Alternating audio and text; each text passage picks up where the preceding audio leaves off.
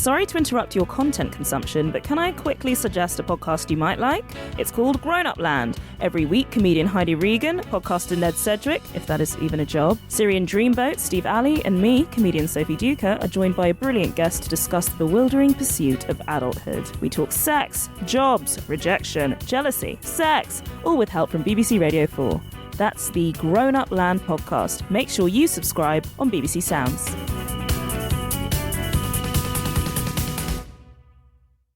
I'm a feminist, but I assumed Captain Marvel was a man and was tweeting about Captain Marvel as part of a joke, like, oh, my film's got a premiere at the Odeon Leicester Square Lux because it thinks it's Captain Marvel, thinking Captain Marvel was a man, until I saw a little trailer, and I was like, is Captain Marvel a woman?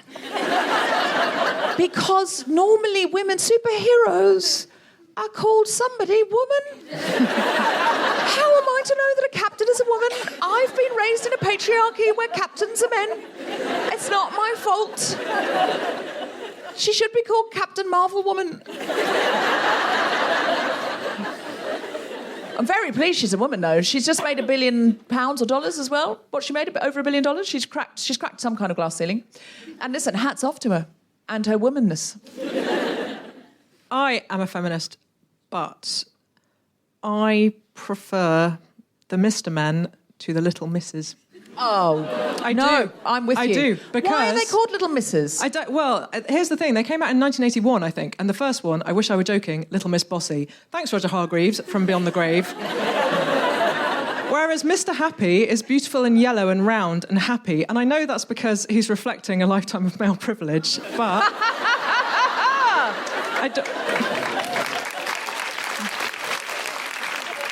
Oh, please, let's write Mr. Privilege. And Little Miss fucked off with all this shit. Yeah.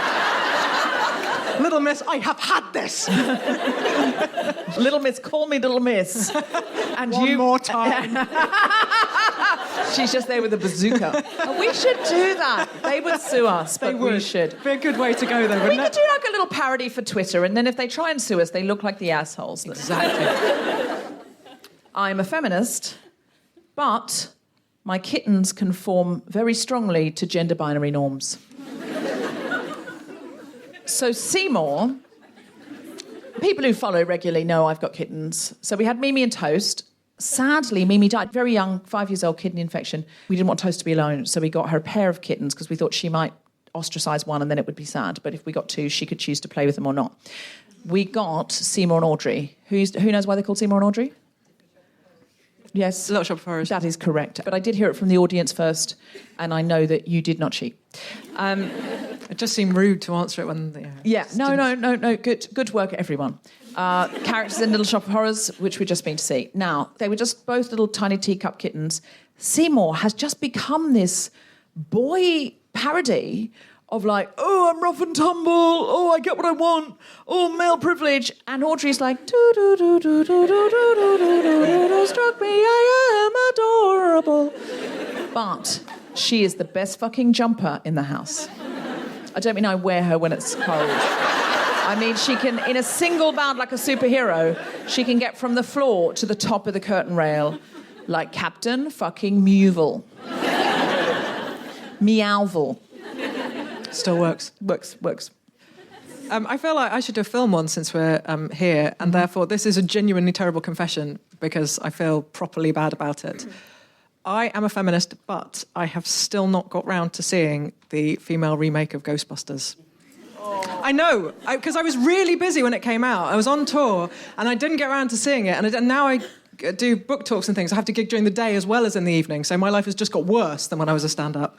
And so the bit where you used to go to the cinema when we were doing gigs at night, I've just lost it. Yeah. Or I have to write a book during that time. Well, someone's walked out. People are walking. They're like, fuck this shit. Fuck that. I know.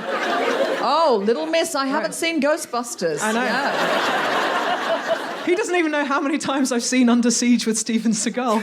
I just can't defend it. I don't know what's happened. He might just be going to the loo. He might not be. Maybe he's in the wrong cinema and thought he was seeing Casablanca. It is the BFI. I'm a feminist, but I not all gay-mened my personal trainer the other day when he told me that he advertises on Gumtree, and he said, I get lots of really lascivious messages from men saying, can I have your underwear and can I give you a massage? And I was like, we mustn't stereotype gay men, # not all gay men.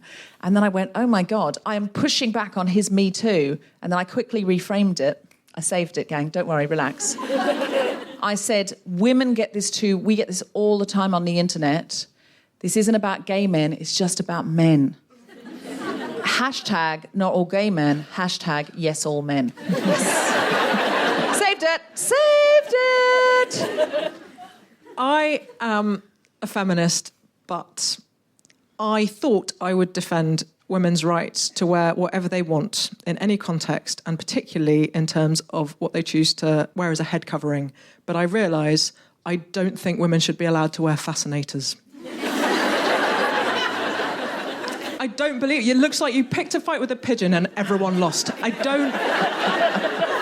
don't understand why that is considered formal wear. Okay. I don't understand. I'm going to ask you now, have you seen the cover of my book, The Guilty Feminist, Sunday Times bestseller? It's adorable. It's a picture of me wearing a feminist fascinator. It's adorable. It's adorable. But I won't have them at weddings. No. I just won't have them. It's like you've picked it and then it's right that like over. Why would you? What? I do see what you Why? mean. They're useless hats. Yeah, miniature hats can also fuck off while I'm on it.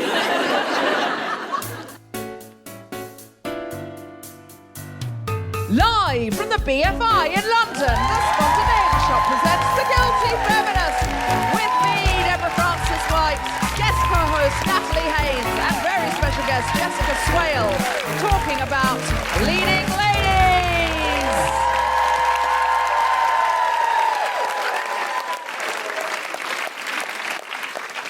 This is The Guilty Feminist, the podcast in which we explore our noble goals as 21st century feminists and the hypocrisies and insecurities which undermine them. I'm Deborah Frances-White, with me is Natalie Haynes, and we're talking about leading ladies.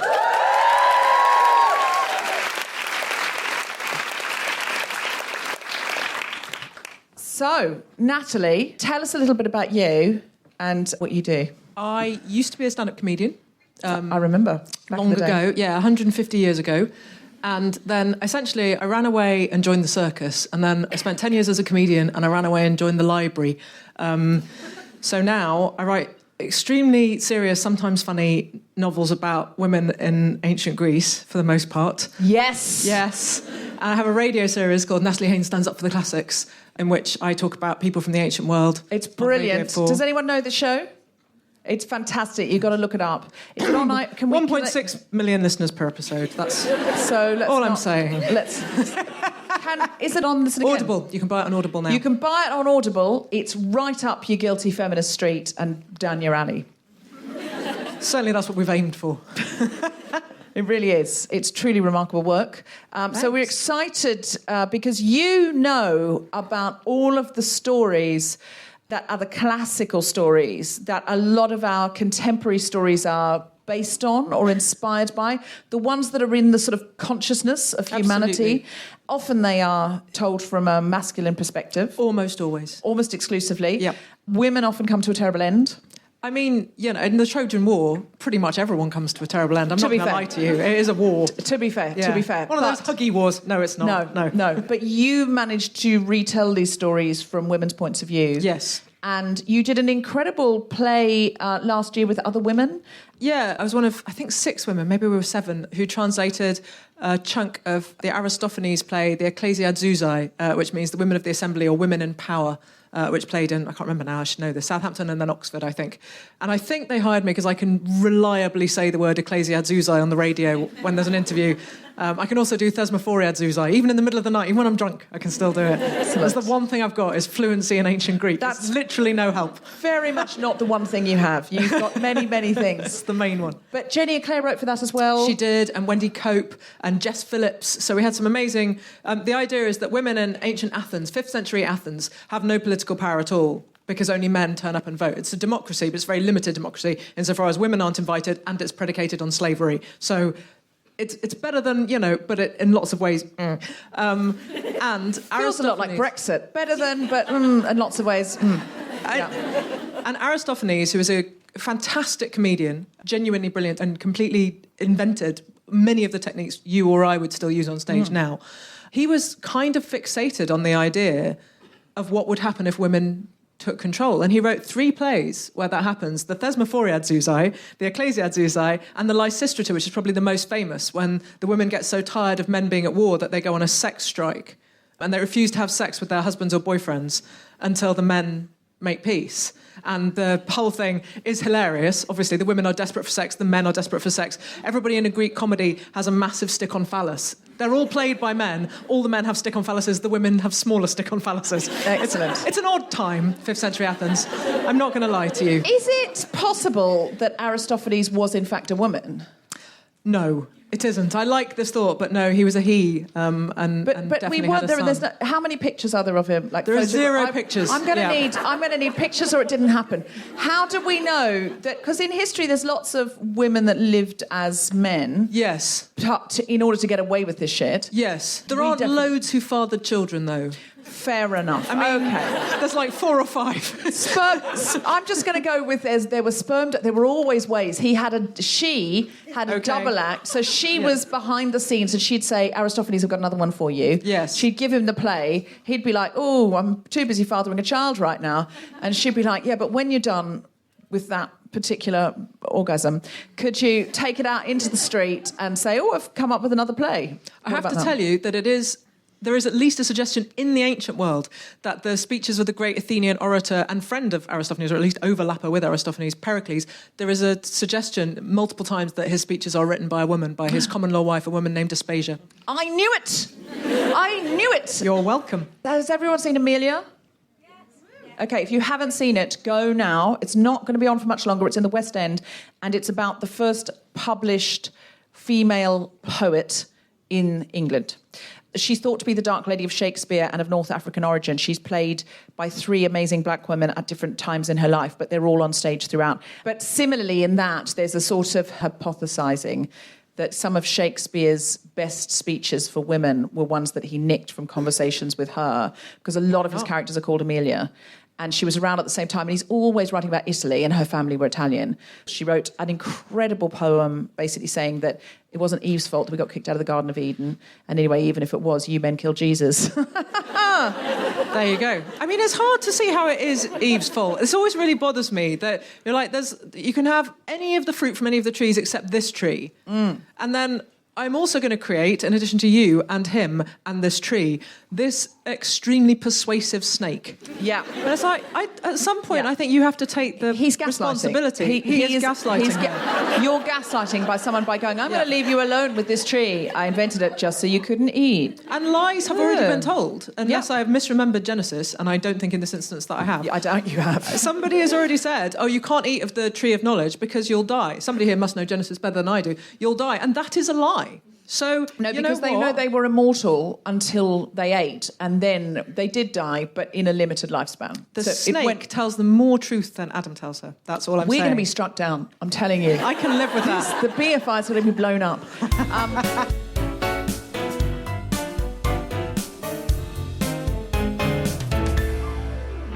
Please welcome to the stage the incredible Natalie Haynes!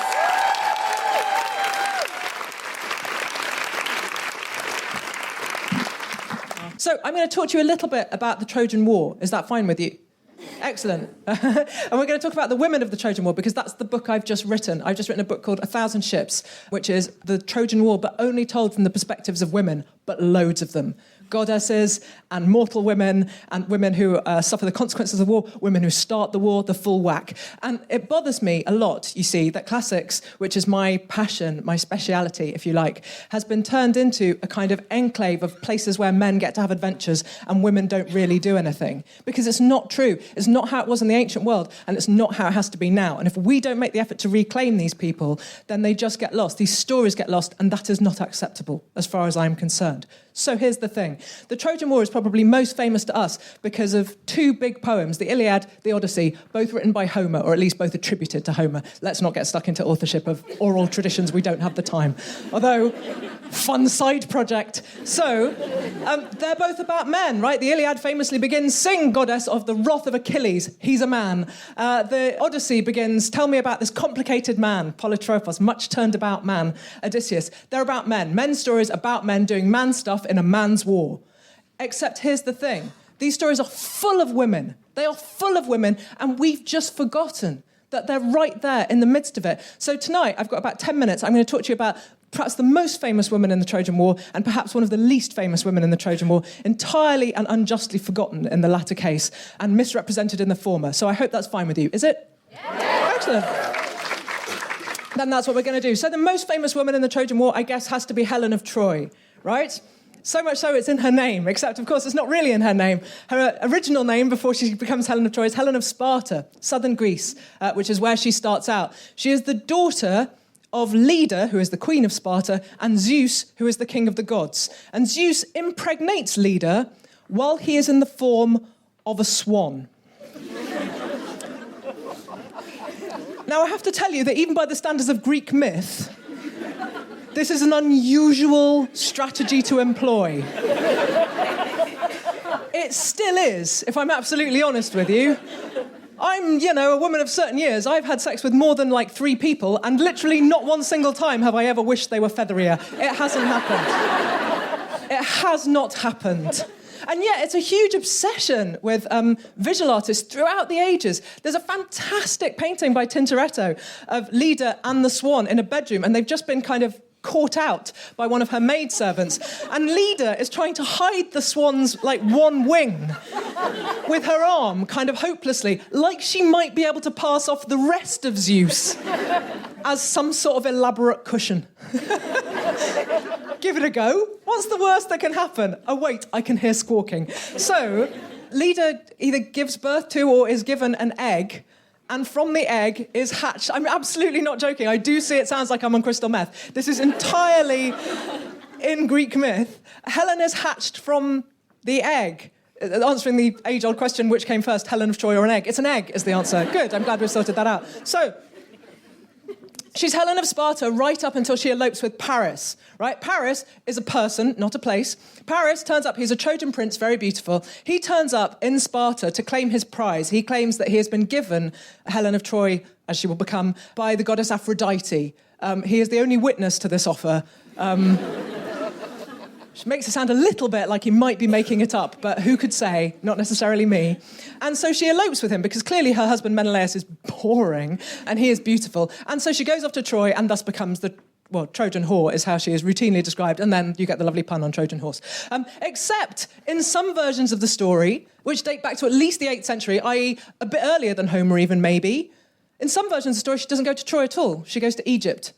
And it's an image of her. An eidolon is the Greek from which we would get the word idolatry, for example. It's an eidolon that goes in her place. She does nothing wrong.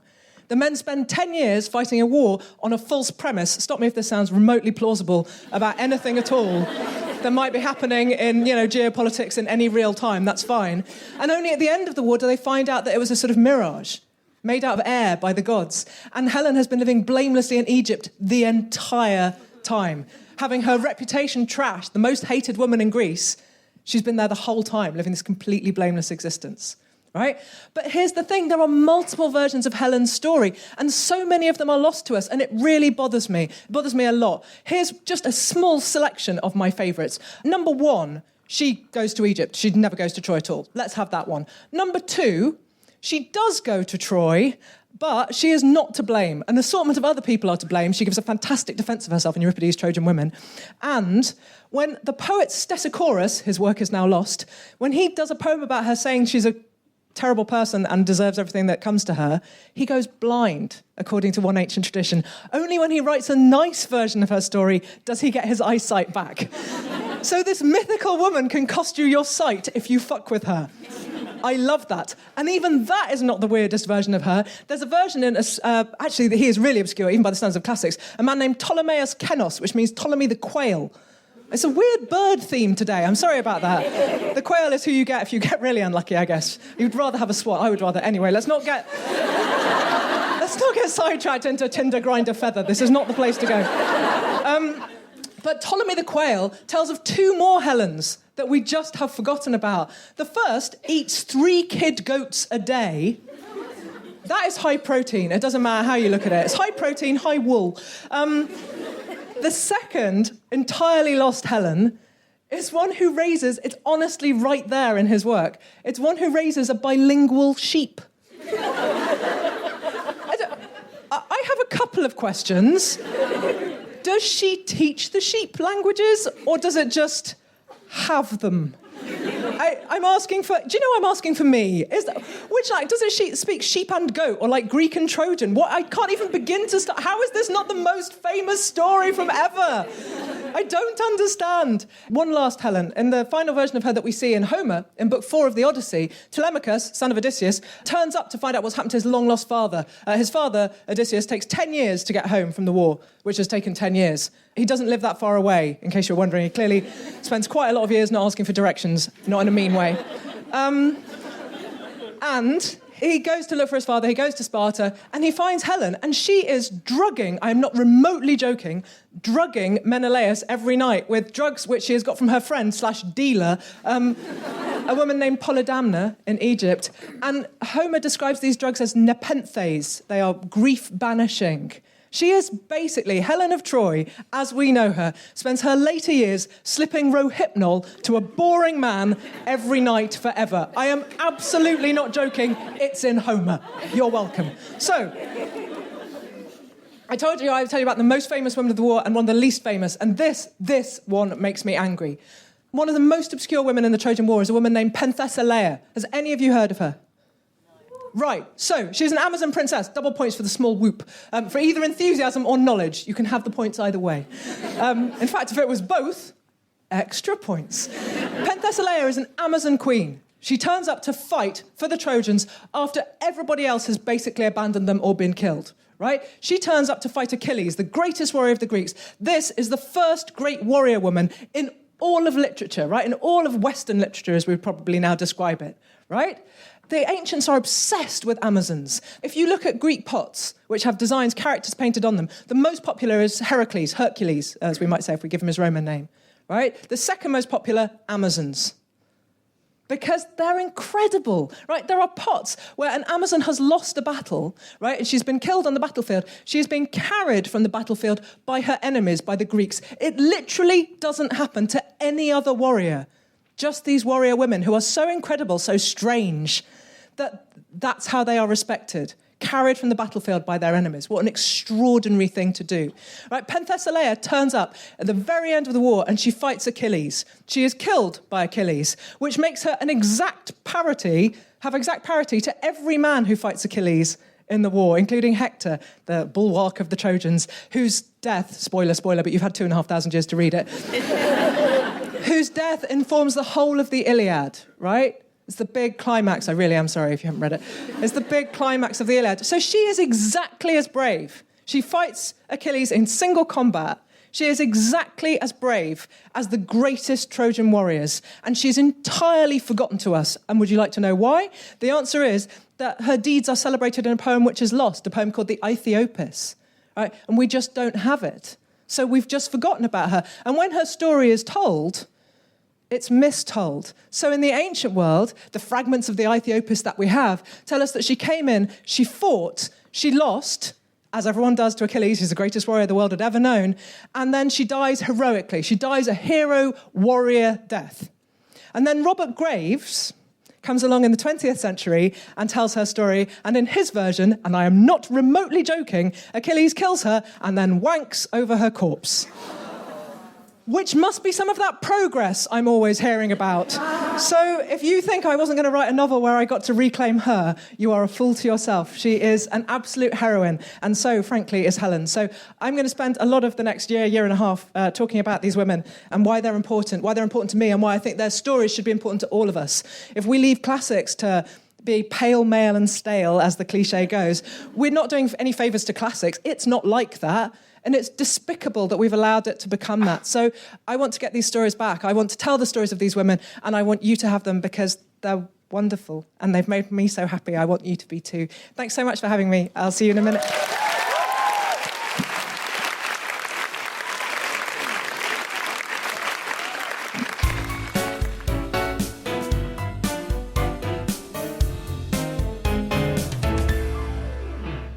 Would you please welcome to the stage Deborah Frances-White. I'm already here. Okay, so there are so many stories about women that are not turned into movies. I saw The Old Man and the Gun. Did anyone see that? It's basically about a man who keeps on going in, holding up banks, but like a gentleman, because he's charming, and Robert Redford. Nobody minds. And then I saw another film on a plane which was called Tag.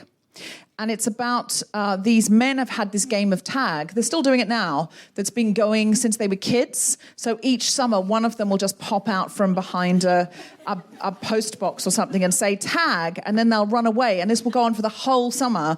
And I was like, sure. And I saw it because I was on a plane that had John Hamm in it. He's one of the taggers. And I was watching it and going, I see why someone's made a movie of this. It's a fun idea. It's a fun spirit. But think about what a black woman has to do to get a movie made about her. Think about what an Asian woman has to do to get a movie. Think about even what a white woman has to do to get a movie made about her. It's not Tag. I think we need to be fucking clear about that. She's got to fucking invent something or save a whole people or stand up and fight racism alone or, I mean, obviously, if it's a black woman with the help of a white saviour, you know, but who's generally a handsome man who rips a sign down and says, look, I've solved it. And, but women have to do, even white straight women have to do a lot more than chase somebody, say tag and run away. To get a budget of 20 million for their fucking biopic. So I just think that we all need to start suggesting stories about remarkable women and putting them forward and saying we would go and see this movie. So I did a quick Google and I gave myself something random. So I was walking past someone in the street who was on a bicycle. I thought, great, woman on a bicycle. I bet you anything there's a unique story that would make a great movie. That's the only constraint I gave myself. And I bet there hasn't been a movie made about her. And the first person I came up with, I thought, this is a great film pitch. Picture this.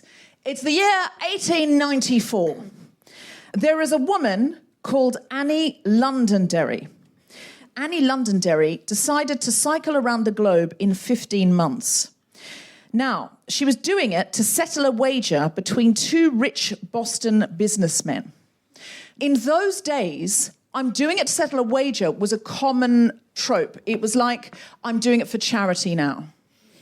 She set off from Boston and went west, but it took her months to get only as far as Chicago. So she ended up turning back to the East Coast and heading to New York. From there, she took a boat to France. Then she cycled through France before getting on a boat that would lead her to Singapore. To be honest with you, she took some trains. I mean, that's what a great scene in the movie. She's such a girl. I'm a feminist, but I cycled around the world. Sometimes I sat down on a train. When she admitted to having a family of a husband and 3 young children in interviews as she was going around the world, she was quoted as saying, I didn't want to spend my life at home with a baby under my apron every year.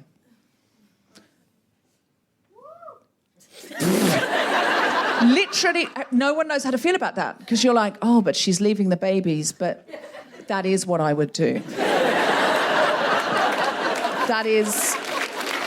Now we see why she's taken this bet with the businessman. Now, what? No one can cycle around the world in 15 months not using trains, I hear you say? I'll take that bet. I'll do that for you. You can pay me to sort out the bet. That's what she's done. And she went home and presumably said to her husband, yeah, you're looking after the kids. How long for? 15 months. Why? It's a bet. And here's a kicker. This is all great stuff for the movie, her name wasn't Annie Londonderry. It was Annie Cohen Kopchowski. The new name allowed her safer travelling. She was a Jewish woman in the late 1800s, so she felt it was safer to hide her identity. So this is a story now about a woman who is part of a community that suffers a lot of prejudice and a lot of violent anti-Semitism. And so she changes her name to what she thinks sounds like the most Protestant, white, nobody could mess with you, white. She changes her name to Annie White Privilege. She's in Boston, so it's a bit like, how the Americans invented the London fog raincoat. So, what's your name? Londonderry. I hope she didn't cycle through Northern Ireland, because that probably could have caused some troubles there. She made money through advertising. How great is this for a scene in the movie? She attached posters and banners to her bicycle to advertise various companies, including Sterling bicycles. She continued to gain contracts and lump sums throughout the journey. So she was doing what we do now. She was basically an influencer. She was basically a bikergram influencer. And she ended up with a sponsorship deal with the Londonderry Lithia Spring Water Company, who saw her and went, "Oh, you've got the same name as we have." And she was like, "Yeah." And here's the kicker. The wager, the bet, and thus the $10,000 prize money, which she was going to receive, that she told her husband she was going to get, all fake. She made it up. There were no businessmen. She just wanted to do it. So the Boston Journal said the crowd at the State House were incredulous about her receiving any such sum as $10,000 upon her return. Many expressed the opinion that it was simply an advertising scheme from start to finish. It was actually more likely that the trip was conceived as a vehicle for her own self-promotion and to satisfy her thirst for adventure. You go, Annie, because if that were a white man and not a Jewish woman, can you imagine what people would say? First of all, he probably wouldn't need to fake it like that, but secondly, if he had, people would go, "Robert Redford can play him, what a cad." She revelled in lying to the press. She loved it, about her past and her travels. She described herself as an orphan, a law student, a medical student, and a wealthy heiress, among other fanciful backstories. She also created vast amounts of material about her journey through India and China, which she didn't do. She just didn't go there. Made it up. Made it up. She was on a boat the whole time then. She never saw it. She's like, "What's China like? You haven't been there, fucker. It's the 1800s. There's a lot of stuff. Let me describe it to you." She told stories of hunting Bengal tigers and dodging bullets in the lectures she gave across the United States. None of that happened. Here's my favourite part. She's a terrible cyclist. In Around the World on Two Wheels by Peter Zutlin, he says, Annie averaged between 8 and 10 miles per hour on smooth roads and a good deal less on poor roads, very slow by modern cycling standards. Later on her journey, it took more than 5 weeks to make the 400-mile stretch to LA from San Fran. Had they walked, they could have made it to LA in half the time.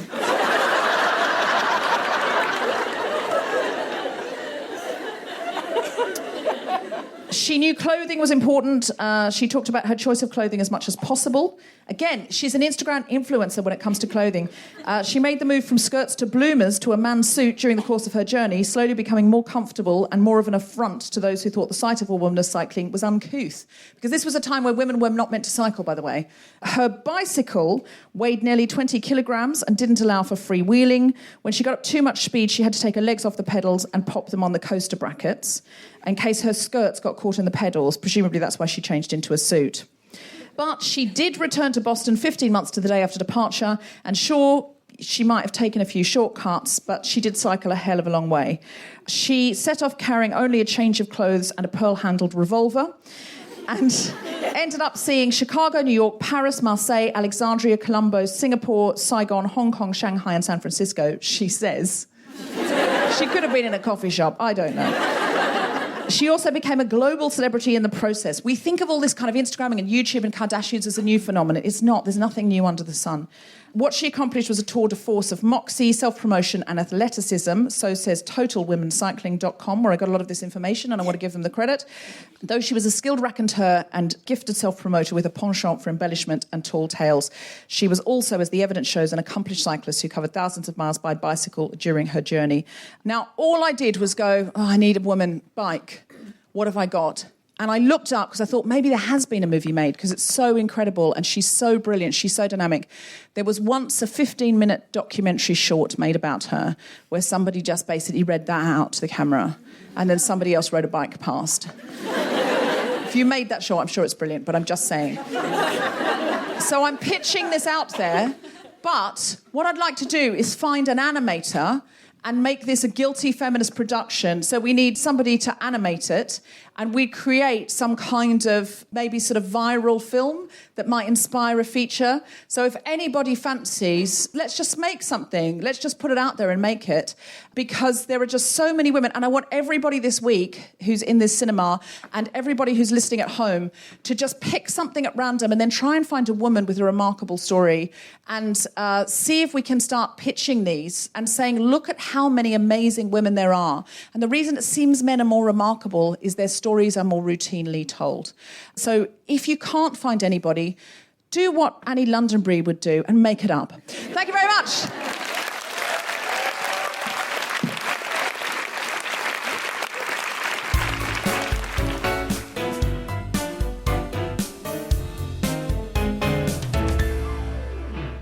Hello, Guilty Feminists. Briefly interrupting your podcast listening to say that we will be at the Edinburgh Fringe on the 2nd, 3rd and 4th of August at 4 p.m. We're in the big Pleasance Grand and we're already sold out on the Saturday, so quickly get in to get tickets Friday or Sunday or both. These are podcast recordings, so the shows are always different. Go to pleasance.co.uk for tickets. And while you're up in Edinburgh, why don't you check out our list of Guilty Feminist friends and co-hosts who are doing shows up there on guiltyfeminist.com if you want to see where some of your favourites are performing their solo shows. Maybe you're not going up to Edinburgh, but you're in London. Don't worry, we're at the Underbelly South Bank on the 10th of August at 7:15. Go to underbellyfestival.com for tickets. Now, we're back up in Edinburgh on August the 24th at the end of the Fringe for the Secret Policeman's tour show. It's at 7:30 p.m. at the Edinburgh Playhouse.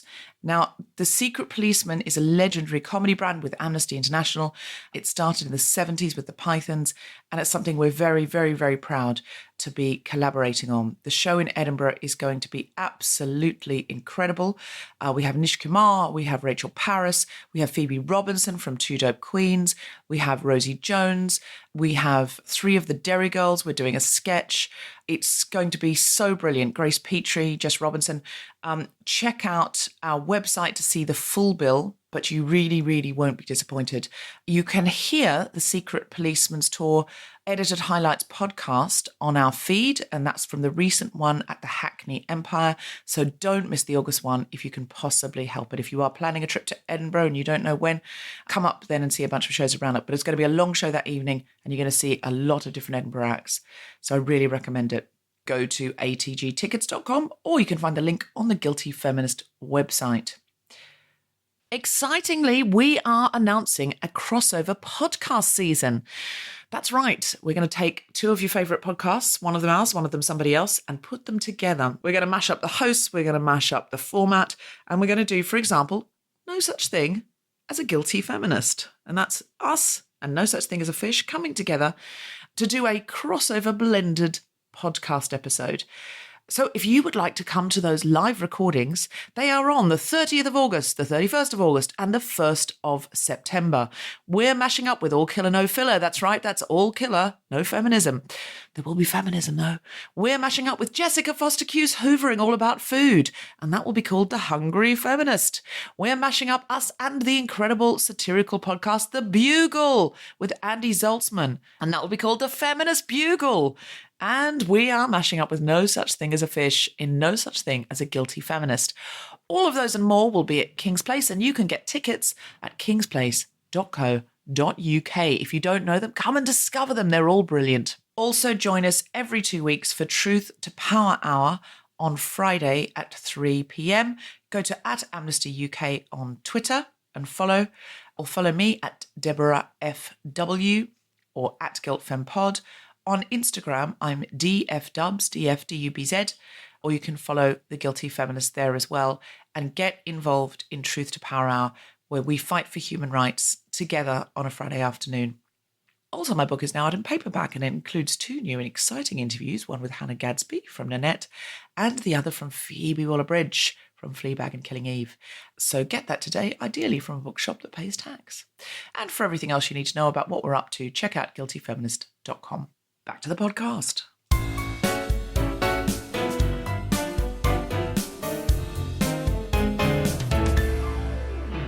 Our guest today is an award-winning playwright, theatre director and screenwriter. Her plays include Blue Stockings, Nell Gwyn and The Playhouse Apprentice, and her film and television credits are something to behold. Please put your hands together for the wonderful Jessica Swale!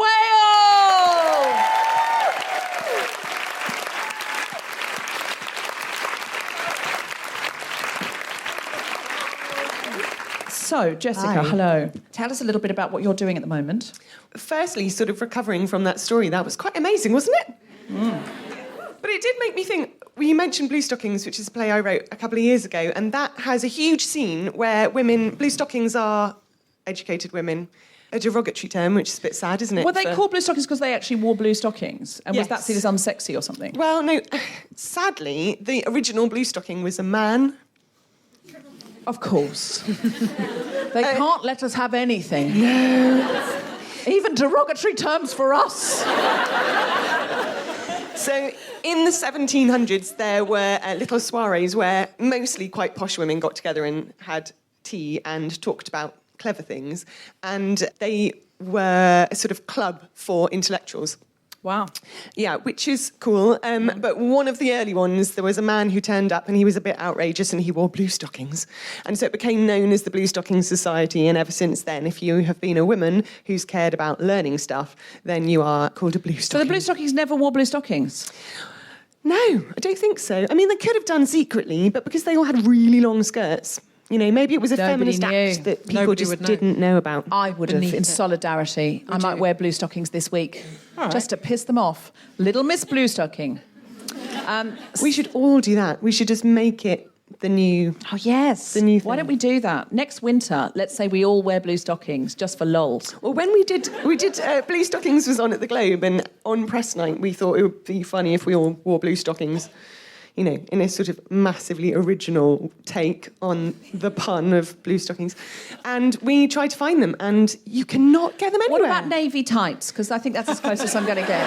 Yeah. I'm going to wear navy tights in solidarity. Nice opaque. A nice sensible a nice opaque. sensible. But that's For what they cold would British have winter. worn. Yeah, That's what because they would have let worn me when they tell were you, students. do not look up blue stockings on Twitter or YouTube or Instagram, because the images that you get are not necessarily the ones you were educated hoping women for. that you would be Okey-dokey. expecting. I see your point. So tell us what draws you to the films and projects you do.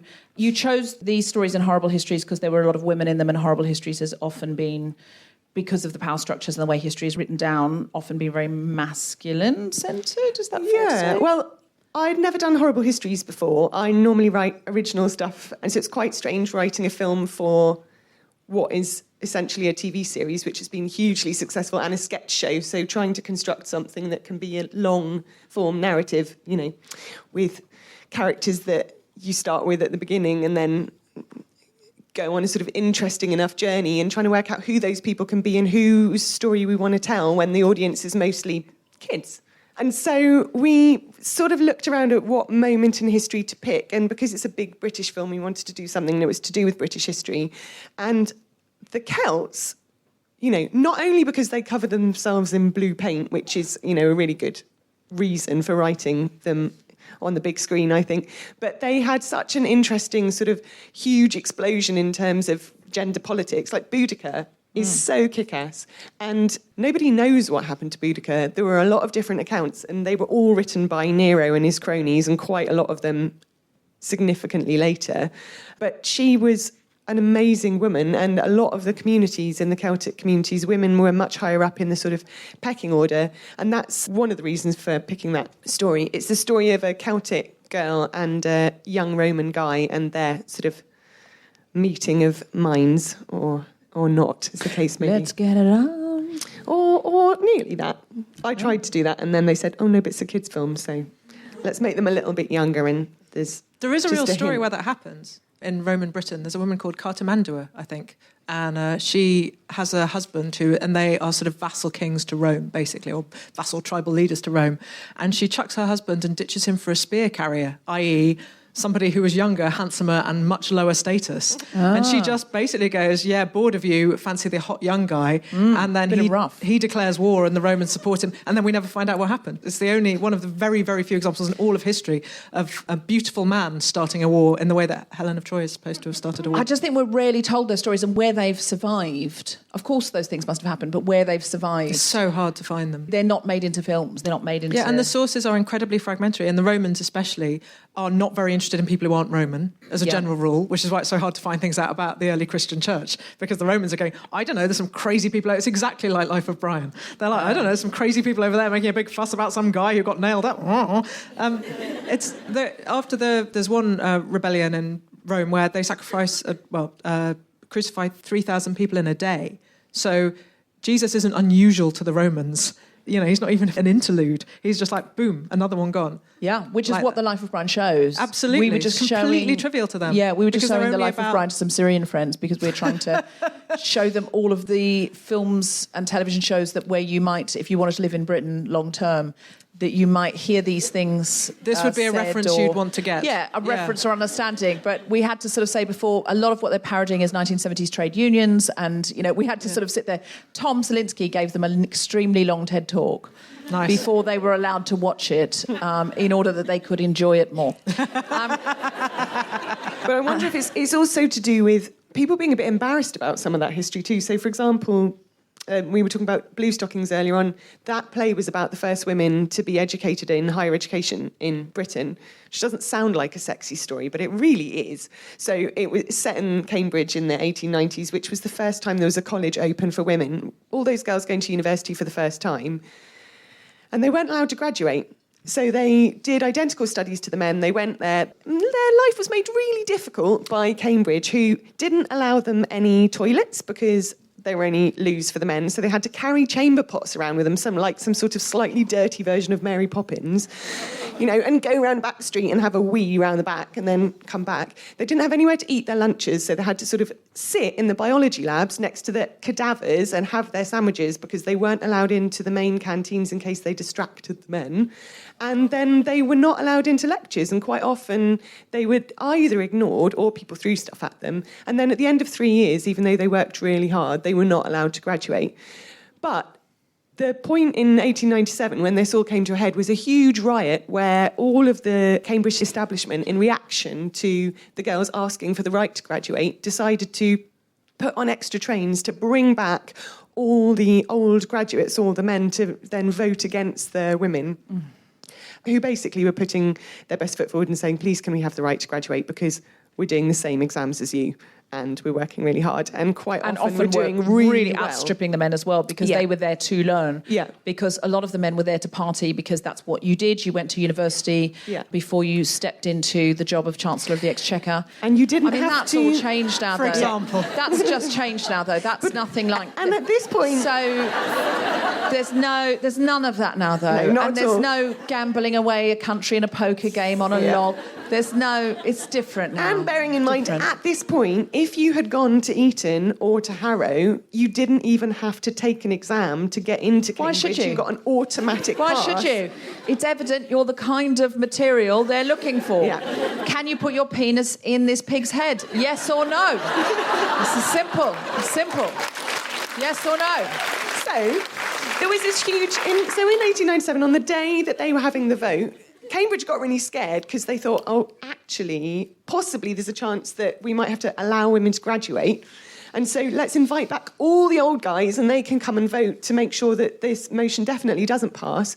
But not only did they have a vote, they created effigies of the female students carried them through the street, made bonfires, and then burnt them in the street like some sort of 1900 version Is this of being made into a movie? Guy Because Fawkes. men It need is, to see yeah. this, and It women is. need to see this. We need to see how hard it was. It Yeah. is being made. Is it being made into a movie by you? Yeah. Excellent. Well, it's actually a TV series, but still. Yep. Okay. But here's the thing. And that's going to be called Blue Stockings. It is called do Blue Do we know Stockings. when we might be able to see that? Well, when I finished it. What are you doing here? I don't know. Typing, more typing. But the strange thing about it all is that this happened in 1897, 98, and everyone thought we're almost there. And then it was another 50 years before women were allowed to graduate A from mere Cambridge. 5 decades. 1948. No. 1948. Some women were graduating in the 20s. No. What? Any women who went to Cambridge in the 20s, the 30s, the 40s, they did their studies, but officially they weren't graduates. But then how did some of them become lawyers and things? In the 40s, there were female lawyers and female doctors. Yeah, if they'd gone to other universities, they were allowed a degree certificate. And they would be allowed to say, I went to Cambridge, but they wouldn't have any paper evidence of it. That's terrible. Yep. That's I mean, I pretty knew that was the case, but I didn't think it was up till last Wednesday. bad. That's what I mean, though, isn't it possible? Because I couldn't believe that this story hadn't been told because I came across it about 6 or 7 years ago and thought, why is this not in everything? Put in every TV. Yeah, woman stocking. Yeah. And, there'll be don't do that. Don't do that. But, but it's what I'm saying. I just saw a bike in the street. I bet there's a story worth telling about a woman who did an amazing thing on a bike. It's just no one's bothered because why would we? No one wants to see women doing anything. But in the first scene of Blue Stockings, the girls learn physics by sitting on a bike, which they've never done before, in their bloomers. So they go full circle. And then there's some men watching them over the fence, throwing stuff at them. Of course there are. And there will be, and I think we need to be very clear, always a man over a fence throwing stuff at you, and that should not stop you. And we need more movies to say there have always been men's rights activists. There's always been somebody burning an effigy in the street or on Twitter. That is not a reason to stop. That is your fuel to push on, to ride your bicycle around the world on a made-up bet, pretending to be somebody you're not and lying about where you've been and coming back a huge hero with an enormous sponsorship deal that you got yourself and saying, hey, kids, remember me. It's Mum. I'm home. I hope you had a nice year with Daddy. And then doing that click, which I don't think they did in the 1800s, but I feel the spirit of the click. So how do you decide on, I'm going to write on Nell Gwyn, or what qualities are you looking for in a hero that make you think, yeah, I'm going to follow that? It's not necessarily about women. I think one of the reasons I tell a lot of women's stories is because there's such a sort of wealth of really fascinating stories and women that we ought to be curious about. And I feel like we've seen those stories so many times told from either a male perspective or about a man. For example, Nell Gwyn. So she was possibly, arguably, the most important actress in this country ever, in that there weren't any, and then she was one of the first, and she was illiterate, and she became the most famous comedian. I'm kind of more interested in that than the fact that she was shagging the king. That was a whole nother story. But, she did become the people's sort of hero because she was funny. And the fact that you can be an actress when you couldn't read at the time and you sort of taught yourself how to use language is really impressive. I wanted to tell her story because I just hadn't seen it on a big screen or really told fully in the theatre. And you thought, well, how do we have the story of Dick Whittington, who was a bit of a nobody, didn't really do anything very interesting? Like the Pauper to Prince story, we've seen that a million times. He just kind of wandered around London a bit. She started in the same Traded sort his of... cat. He gave his cat away as I well. know, I don't like it. No, I don't like it. He sold his cat to get rich, and his cat was his only friend. I don't like a cat seller. If your cat stuck with you, you do not deserve a panto. And do you not... What about for magic beans? Oh, because sometimes in a panto there's magic beans. Okay, all right. Jack of the Beanstalk. He swaps a cow for magic beans, right? Yeah. Is a cow fine? There's a lot of pet trading. He does. But a cow, I feel, is more, I don't know, a cat. I'd more likely sell a cow than a cat. I'm not going to lie to you. Okay. But, oh no, the vegans have taken a turn. I'm so sorry. Plant-based. No, you're right. You are right. The main thing is, I feel like Jack and the Beanstalk's got more beats to it. You're right. Dick Whittington just wanders round a bit, he's a bit of a loser, and then suddenly gets made mayor. Yeah. And again, and yet, where can you find that story in London? ever that a bit of a loser becomes made mayor. And then has massive influence he shouldn't have in this country. It's hard to... I'm talking about Boris, by the way, not Sadiq. I love Sadiq. But you're right, Nell Gwyn's story is more interesting, though. Yeah, if you put those two stories next to each other, one of them is about someone with an immense amount of talent who, through her own great talents and creativity and humour and comedy and all of her different assets, goes through at a point of history when no one could have had any sort of a rise like that conventionally and defies everything in order to get to the top, both socially and in her work and in her marriage, etc., etc. Dick Whittington, I just feel like in comparison, his story's a bit lame. And yet, how many times have we had to go and see that in the theatre? I did see a very good version of it this year, written by Carrie Lloyd, who is a Guilty Feminist regular, and she did a brilliant thing with it, where it felt... I took... one of the Syrian lads who we made watch The Life of Brian, he agreed to it. We didn't make him. But I took him because it was sort of like about a refugee. It was about a young lad who pitches up with nothing, but through the kindness of strangers and just sort of, So she found a retelling of it. But you're right, there are lots of stories about men that are told again and again and again, unless you're going to do a fresh take. If you are a woman who writes about, who has... written a number of things, and one or two of them happen to be about historical women, all you get asked to do ever is write about the same already famous historical women that everybody already knows about. So I think in the last couple of years I've been asked to write so many different projects about someone like Florence Nightingale and just think, all right, what about all those other women that existed throughout the entire of history? But it's because we don't see them and because they're not articulated in our sort of dialogue, it's very difficult, which is why your book is, so exciting, because finding those people... I looked at Peter Ackroyd's book the other day. He's written a book called Albion, which is all about English creativity, which is really interesting and massive. I might have only read the introduction. But I tell you what, the introduction is... There's a section at the beginning where it details all of the people who have been important in the English imagination since the beginning of time, from the sort of Beowulf story onwards. And it's 6 pages in before you get to a woman's name. And then in a list of something like 1,500 Imagineers, there's probably 20 or 30 in the entire cultural British history as he's put it forward on that list. And the more that we just regurgitate that, that's the problem. There are loads of that really becomes the interesting truth, people. that becomes the narrative. Exactly. Tell us about what you're doing with Gemma. What's the film you're doing with her? It's a film called Summerland. It is completely fiction. It's about a woman in the 1940s who's a folklore historian who... What? Is it about Natalie Haynes? It is. It's about Natalie Haynes. Continue. I've moved through time. Continue. This folklore historian lives on her own. Do you live on your own? House. That's definitely something I want on the record, Deborah. I wasn't sure. I was checking in because I want these details to match. This is a good game. I've got stalkers enough. Okay, fine. I live with 8 giant men. Okay, it's not going to be... It's not... One of them is The Rock. Okay. The other one is Aquaman. Sure. Wait, my life just got way better. Is the other one Captain Marvel? What is Captain Marvel? Captain Marvel. Captain Marvel woman. That film is poorly plotted. Captain Marvel? Yes. I haven't seen it yet. It's poorly plotted and it's a disappointing thing. But some people in Hollywood might listen to The Guilty Feminist and they might have written it, so... They could have tried harder. Okay. It's what I love about you, Natalie. She pulls no punches like she's a Roman warrior. So she's 1940s. She's a folklore... 1940s, yeah. She's a folklore historian who lives on her own on the edge of a village, so everybody thinks because she's a woman who lives on her own, she's a bit weird, so she's probably a witch.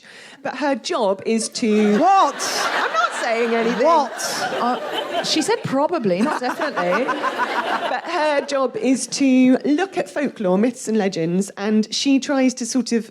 All those magical stories, she looks at them and tries to work out what the science is that explains it. So she's basically a squasher of magic. She's a cynic. And then, of course, she gets delivered a small evacuee that she has no maternal bones in her body, so she doesn't want to look after a kid. And she... This is not... No, I wrote my dissertation on Euripides' Medea, women who kill their own children. Oh, it's a comedy. It's a light-hearted, bright comedy. It's not a tragedy. She's given an evacuee who, through their relationship, starts to make her wonder whether magic might really exist. But it's also about her secret history. So it's a sort of intertwined tale, and it's all set in the south of England on the cliffs, which is kind of a rather nice part of the world. And Gemma plays said witchy folklore historian. Excellent. Can I come to the premiere? Yes. Excellent. Good. I've got a good dress. It's been quite an interesting... What's it called? It's called Summerland, which is the pagan notion of heaven. And are you writing and directing that? I have done, yes. Oh, you have done. It's in the can. Well, it is in the edit. When will we be able to see that? Hopefully, the end of this year. Ooh. I'm so excited. Can I bring to the premiere a friend of mine who may relate to some of the material in some unexpected ways? Yes. Amazing. And we also will look out for Blue Stockings. And Nell Gwyn is being made into a film. It is. You are such a busy woman. When will Nell Gwyn be up? Soon. Don't commit. Who's playing Nell Gwyn? Don't know yet. Don't know? No. It's a mystery. But it will definitely not be a privileged white man. Although, do you know how hard people I am looking for work?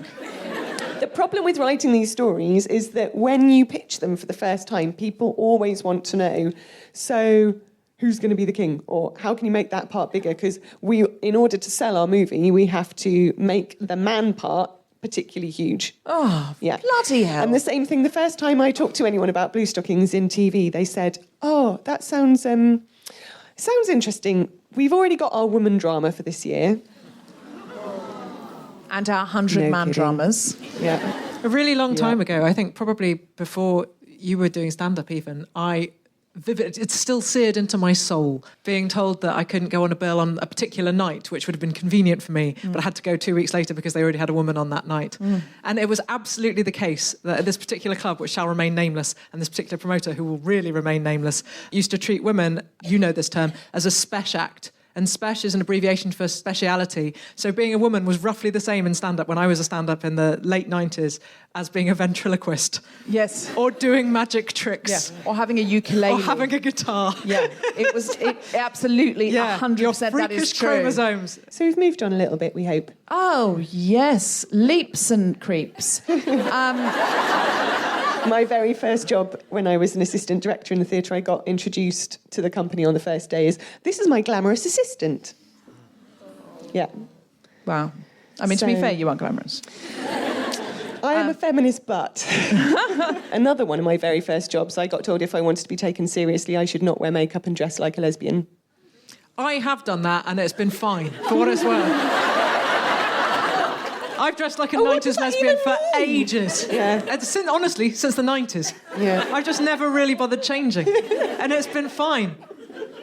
It's surprising how many people just don't really know what to... You go, yeah, hello, I haven't dressed for your approval.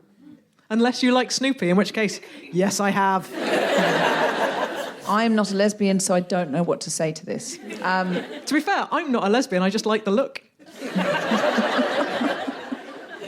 But it's funny, isn't it, that that's what the notion is of if you want to be taken seriously. That was exactly what I was being told, was you have to make sure that you don't look too conventionally feminine, what people would expect you to... Interestingly, though, if you're in front of the camera, you have to look overtly conventionally feminine. And if you're behind the camera, look like you could almost be as good as a man in a pinch, in a crisis, if there wasn't a man available. You could live up to that job by being makeup-free.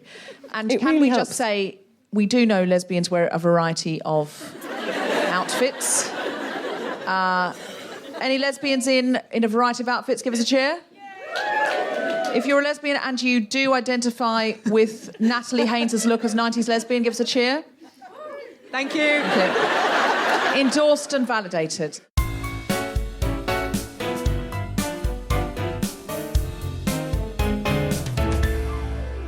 Natalie, anything to plug? Yes, my new novel, 1,000 Ships. Look how pretty it is. I didn't design the cover, so... No, I know, right? I had nothing to do with this, so I can just boast about it. But I did write the inside, which is the... That's the harder bit. Nearly as important. So... Harder bit, yeah. 1,000 Ships comes books up... and covers and idioms come to mind. I mean, you know, it does matter, though, when they're pretty. But 1,000 Ships, a book which nearly destroyed me, but didn't quite, comes out on the 2nd of May, and I'll be touring a live show that goes with it called Troy Story, for which I can only apologise. Oh! Starting on the 22nd, 26th, maybe, of April. Who knows? Somebody should know. I should write it, really, but we've got time. And so we can go and find your website, which is... NatalieHaynes.com. And if you want the radio show, it's on Audible. It's called Natalie Haynes Stands Up for the Classics. If you get your name in the title, that bit harder to fire you. And the 5th series will be broadcast on BBC Radio 4 starting on the 23rd of December. Great. OK. Plenty to find there. Go to Natalie Haynes' website and get it all. Anything to plug? Do you know what? I don't have anything to plug, but I would just like to say, when we were talking at the beginning about finding stories of people who haven't been celebrated, and it isn't just about women as well, obviously. There's a sort of small group of people who've had their stories told again and again and again, but everybody else needs to up the ante. I would really like to encourage everybody to have a go at writing, because women in this country, you know, in school, this is true, are not encouraged particularly in terms of creative writing, because you have to have a lot of confidence in order to have a voice, to feel like I never wrote anything for years and years because there weren't female playwrights. I didn't know they existed. I'd never seen anything by a woman.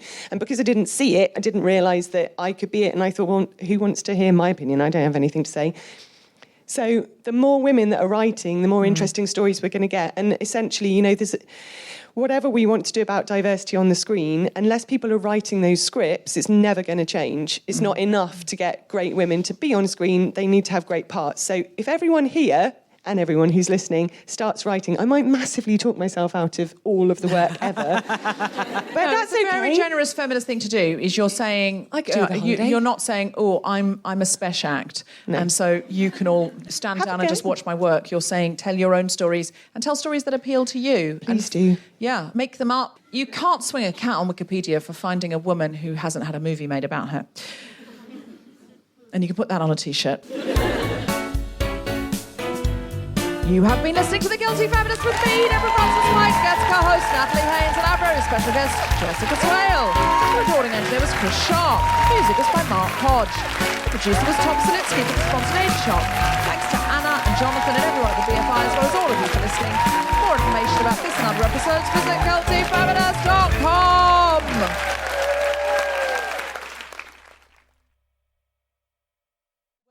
done that. Any feminist T-shirts in?